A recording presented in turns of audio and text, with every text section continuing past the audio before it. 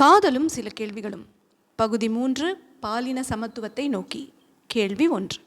Gender equality இப்போ நகரங்களில் எந்த அளவுக்கு இருக்குது? நகரங்களில் பாலின சமத்துவத்தை புரிந்து கொள்ள முதலில் நகரங்களை புரிந்து கொள்ள வேண்டும்.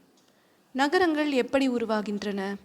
தொடக்க காலத்தில் கிராமங்களில் விளைபொருட்களை விற்பதற்கான வணிக மையமாக நகரங்கள் திகழ்ந்தன. பெரும்பாலும் இத்தகைய நகரங்கள் அக்காலங்களில் துறைமுகங்களாக இருந்தன. எனவேதான் பூம்புகார், மாமல்லபுரம் ஆகியவை கலை பேசும் இடங்களாக கண்டெடுக்கப்பட்டன. பிற நாடுகள் மற்றும் பல ஊர்களின் வணிகர்கள் வந்து புழங்கும் இடங்களாக நகரங்கள் இருக்கின்றன. பல ஊர்களின் வணிகர்கள் வந்து புழங்குவதால் சாதி மறைந்து விடுமா? பல ஊர்களில் இருந்து வணிகர்கள் வந்தாலும் அந்தந்த ஊர்களின் சமூக அடுக்குகளில் வணிகம் செய்யக்கூடிய உயரத்தில் இருக்கக்கூடிய சாதிகளைச் சேர்ந்தவர்களாகத்தான் அந்த வணிகர்கள் இருக்க முடியும். அந்த வணிகர்களின் வீட்டிலோ நிலத்திலோ அல்லது ஊரின் சேரியிலோ இருக்கும் பட்டியல் சாதியினர் நகரத்துக்கு வரும் சாத்தியம் இருந்திருக்காது இல்லையா? கால ஓட்டத்தில் ஆங்கில ஆட்சி வருகிறது. நகரங்கள் புது வடிவங்களை அடைகின்றன. ஏகாதிபத்தியம் நகரங்களின் செங்கோலாக மாறுகிறது. புனித ஜார்ஜ் கோட்டை சென்னையில் உருவாகிறது. அருகாமை கிராமங்கள் மற்றும் ஊர்களில் இருக்கும் மக்கள் நகரம் கட்ட அழைக்கப்படுகின்றனர். உயர் சாதி வணிகர்கள் கலக்கும் இடமாக இருந்த நகர அடையாளம் மாறி எல்லா சாதிகளின் ஏழைகளும் உழைக்கும் வர்க்கமாக இயங்கும் தன்மையையும் நகரம் பெறுகிறது. உழைக்கும் வர்க்கம் எனினும் அம்மக்கள் அனைவரும் அவரவர் ஊர்களில்தான் குலதெய்வங்களை கொண்டிருந்தனர். ஊர்களில் துண்டு துக்காணி நிலங்களையும் சொந்த பந்தங்களையும் கொண்டிருந்தனர். அகமண முறை பாராட்டி கொண்டிருந்தனர். நகரம் வந்த பிறகும் அதே பண்பாட்டைத்தான் அவர்கள் தொடர்ந்தனர். அவர்கள் வீட்டிலிருந்து ஒரு பெண் பிற சாதியரை காதலிக்கும் போது அவர்கள் அதிர்ச்சி அடைந்தனர். கிராமங்களில் பிற சாதியரை காதலிக்கும் வழக்கத்தை காட்டிலும் நகரங்களில் சாத்தியம் அதிகம்.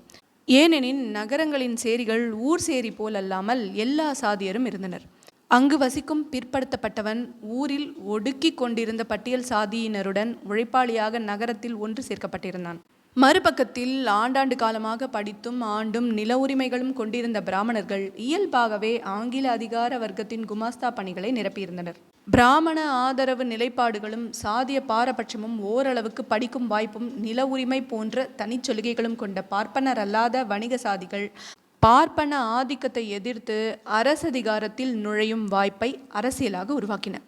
விளைவாக பிற சாதிய பெண்கள் படிக்கும் சூழலும் வெகுவாக உருவானது. கிராமங்களில் கோலோச்சி கொண்டிருந்த நிலப்பிரபுத்துவ சாதிகளும் கண்காணி சாதிகளும் அதிகாரத்துக்குள் இணைந்தன.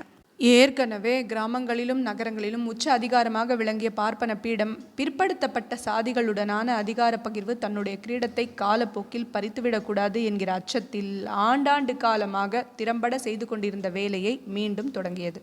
அலுவலகங்களில் இருக்கும் உச்ச அதிகாரங்கள் இயல்பாகவே பார்ப்பனர் அல்லது உயர் சாதிகளிடம்தான் இருக்கின்றன. அவர்கள் இயல்பாகவே ஒரு குழுவாகி தங்களின் சாதிய நலன்களை தொடர்ந்து தக்க வைக்கும் போக்கை உருவாக்குகின்றனர். அதே அலுவலகத்தில் அடுத்த கட்ட பதவி உயர்வு, பணி நிரந்தரம், விடுமுறை போன்ற சலுகைகளை பெற விரும்பும் பிற சாதியருக்கு இருப்பது ஒரே வழிதான்: பார்ப்பன உயர் சாதி ஆணாதிக்க குழுவின் ஆதாயங்களுக்கு இணங்கி போகும் வழி. எனவே எல்லா சாதியரும் சாதிய குழுக்களாக ரகசியமாக அடையாளப்பட்டு கொண்டு பட்டியல் சாதியரை ஒடுக்கும் ஒரு அலுவலக வருணாசிரம சட்டத்தை உருவாக்குகின்றனர். இந்த சட்டத்தின் உச்சத்தில் பார்ப்பனர், வேளாளர், வடநாட்டார் என எவர் இருக்கிறாரோ அவருக்கேற்ப அடுத்தடுத்து அதிகார பகிர்வு நடக்கிறது. பல இடங்களில் உச்ச அதிகாரத்துக்கு பிற்படுத்தப்பட்ட சாதியரும் பட்டிய சாதியரும் இணங்கி செல்லும் போக்கு உருவாகிவிட்டது. பிற்படுத்தப்பட்ட சாதியருக்கும் பட்டியல் சாதியருக்கும் யார் மேல் இருப்பது கீழ் இருப்பது என்கிற சண்டை ஊக்குவிக்கப்பட்டு பார்ப்பன அதிகாரம் தன்னுடைய பீடத்தை தக்க வைத்துக் கொள்கிறது.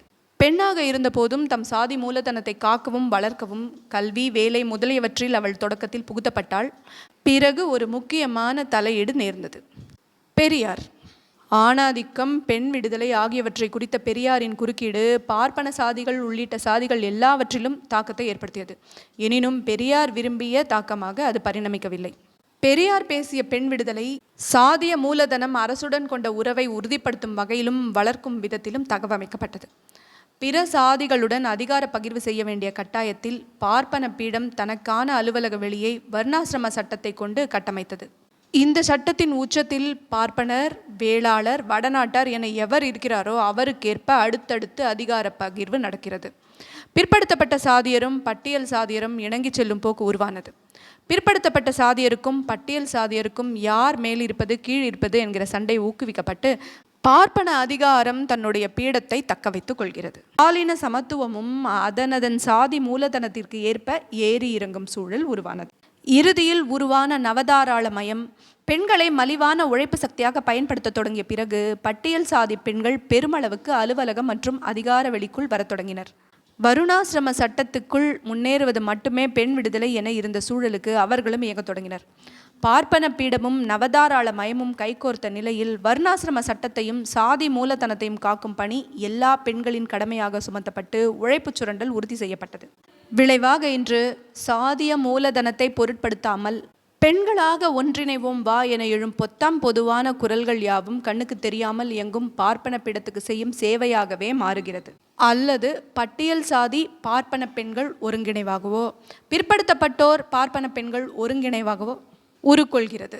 எந்த சூழலிலும் அது பார்ப்பன பெண்கள் காப்பாற்ற விரும்பும் பார்ப்பன சாதி மூலதனத்தையும் பார்ப்பன பீடத்தையும் உடைத்து போடும் பட்டியல் சாதி பிற்படுத்தப்பட்ட சாதி பெண்கள் ஒருங்கிணைவாக மாறிவிடக்கூடாது என்பதை பீடங்கள் தெளிவாக பார்த்து கொள்கின்றன. பெரியார் முன்வைத்த ஆணாதிக்க எதிர்ப்பு, இந்து மத எதிர்ப்பு ஆகியவற்றின் வழியிலான பார்ப்பன மற்றும் வருணாசிரம எதிர்ப்புகளாக பெண் விடுதலை மாறவில்லை. சாதிய தனிச்சலுகைகளையும் மூலதனத்தையும் சாதிய ஆண்கள் சேவை செய்யும் பார்ப்பன பீடத்தையும் காக்கும் இடத்தில்தான் பெண் விடுதலை இன்றும் நிற்கிறது.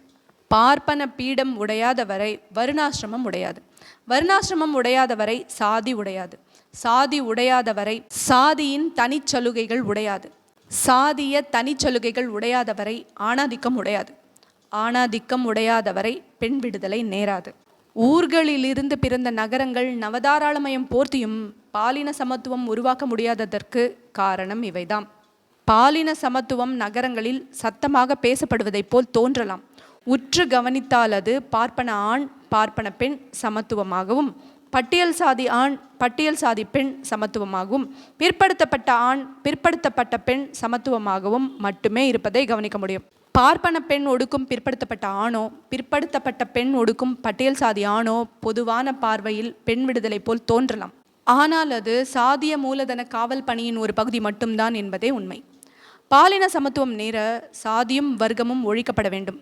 அப்போதுதான் எல்லா ஆண்களும் சமமாகும் சூழல் மலரும்.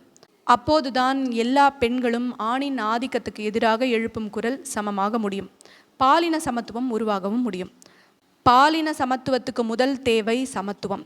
சமத்துவம் உருவாக்கப்படாமல் பாலின சமத்துவத்தை உருவாக்கிட முடியும் என சொல்லப்படுபவை யாவும் பார்ப்பன நவதாராளவாத பீடச்சேவைகள் மட்டும்தான்.